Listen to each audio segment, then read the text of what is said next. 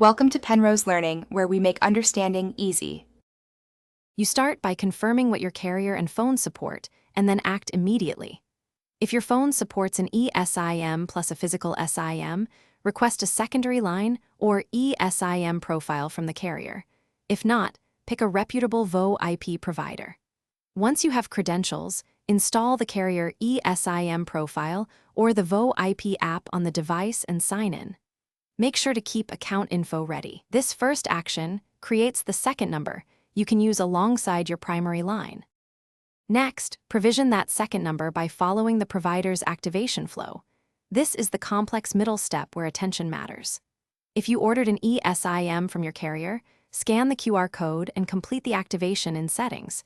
If you chose VoIP, configure SIP or app-based forwarding and verify the number.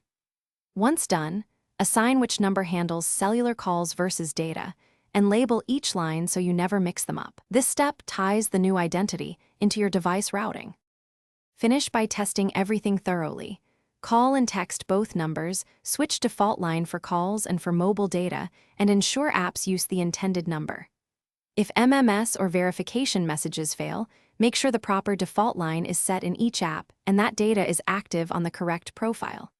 If things go wrong, toggle airplane mode, restart the phone, or reprovision the ESIM/profile.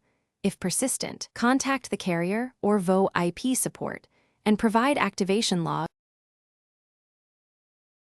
Thanks for watching. If this was helpful, leave a like and consider subscribing. See you next time.